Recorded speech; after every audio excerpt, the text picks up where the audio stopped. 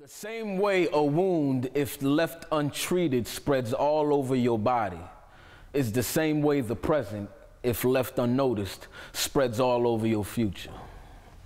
Pittsburgh's like a lot of cities around the country. It's a tale of two cities. You have part of it that's doing great. It's taking off with advanced manufacturing, technology, medicine. But for so many people, especially people from our black communities, there hasn't been that ladder of opportunity to come up. So why do we need My Brother's Keeper in Pittsburgh? To be able to give that hand up in order to pull people up. In Pittsburgh, we've been able to identify 3 key areas where My Brother's Keeper will be helpful in changing the economy for so many in Pittsburgh. It starts with education, in making sure that the disparities that exist in education are eliminated. It then gets to workforce development, job preparation, and creating opportunities for jobs. Because the best way to give somebody that opportunity to join into a middle class is by providing them the training and the ability to get that job. And then finally, it realizes something that we know from all over this country, that we have to do more when it comes to race relations and policing. And it recognizes that in Pittsburgh, the dialogue starts by realizing that there's a problem, and it works both ways. A willingness for the police bureau to have the discussion with the community, and the community to talk with the police. I'm Quentin Bullock, the president for the Community College of Allegheny, and it's an honor for the college to host the first My Brother's Keepers Summit and discussion. As we look at the plight to find ways to engage African American men who are indecisive as to which way to go, offering all of the resources to align and connect the pieces that lead to a final end, and then looking back on our own individual pathways as to how did we get to where we were. There were connections that led to the development and success. So I'm very honored to be a part of today's presentation and to connect the community college to the work of the community. As we look at the work that we do, our investment in the community and desire to ensure our programs and services are aligned to support the audiences that seek the community college as the point of access for higher education and our workforce development training or other means, CCAC is committed to the cause. We need to make sure that our young people are prepared. We got to frame the 3 core issues, and you all know what those are: workforce development, education, police, and community relations. Most of you will be broken out by focus area. They will be education, philanthropy, public safety, healthcare, advocacy, service, faith-based, government, workforce development. We will have facilitators at each of your tables to help guide a discussion. I don't know. Am I my brother's keeper? Can you not hear? Your brother's blood cries out to me from the ground. And to be quite honest, it has not stopped since. From the loud cries of a newly born baby to the silent screams of a newly released ex-convict, both escaping their past, entering a new world, but crying for completely different reasons. From the loud slammed doors on optimistic faces to the silent screams that stampede out of the stares of unscrupulous racists, our salty tears are pretty much tasteless. I still hear them drop. The question is, do you? But to be quite frank, we need help. We're sick. And this illness is ironically alive and healthy in us. It spreads fast, it sprints fast, and it's starting to run its course. It has many street names, but its scientific name is called lack of accountability.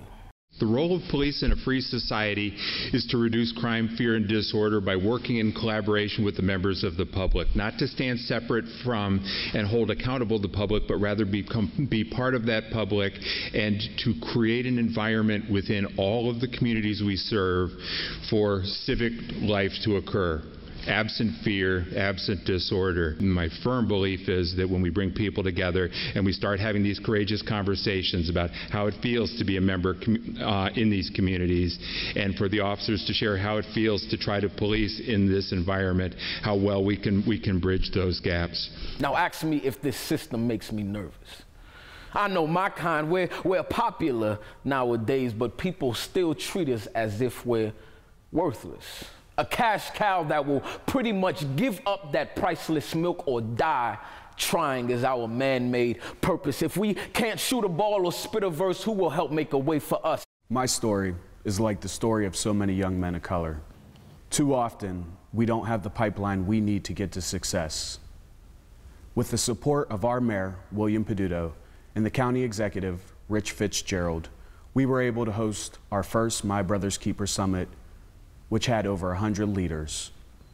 For the first time, we were able to listen to the voices of young men and those leaders that helped get them from cradle to career. This also gave us the opportunity to link all the resources that we have to ensure that all young men have a pipeline to success. It is our responsibility to carry one another across the finish line. And no one dares make too much of a fuss because just like lepers, people say they want to help, but refuse to get that close to us. And this includes us. After attending the My Brother's Keeper Summit from the city of Pittsburgh, I found it to be a great opportunity for black males, new and old, to get the experience of what it's like to be in Pittsburgh. It was great to see younger guys as well as community leaders throughout the city get the chance to discuss some of the issues that are going on here in the city of Pittsburgh.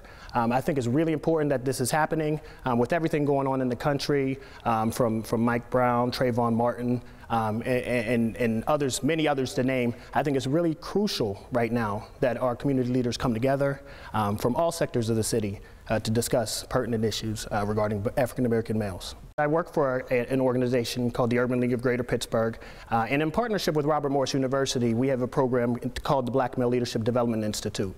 The program is aimed towards students ages 14 to 18 in high school that is focusing on leadership development. We take 80 young males up to Robert Morris University. We house them, give them the residential experience, but also give them a chance to network with other African American male professionals from the courtroom to the pulpit. It's a great opportunity for our students to network, get to know one another, get ethical decision-making and visioning, and also a chance to understand and talk about civic engagement and how they can get involved.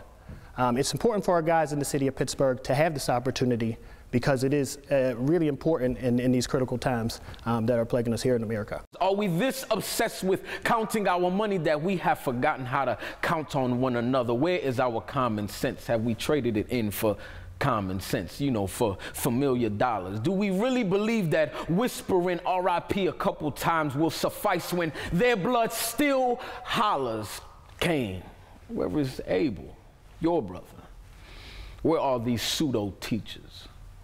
Who taught our young men that they're really crabs, that their hands are really claws, and that their neighborhoods are really barrels? Who taught them that their vision can be amplified by looking through double shotgun barrels? New prescription reload, new prescription reload. Who taught them that we do not all bleed the same blood, that we do not all dream the same dreams? If a young man dies crying for help, who can identify his screams? His friends, his enemies, his father, his mother? Not today. Cain, where is Abel, your brother? Do you even know who he is? If not, look in the mirror. Your future looks exactly like his. Discolored, disfigured, detached, and deprived. And though you're a leper, you're still divine.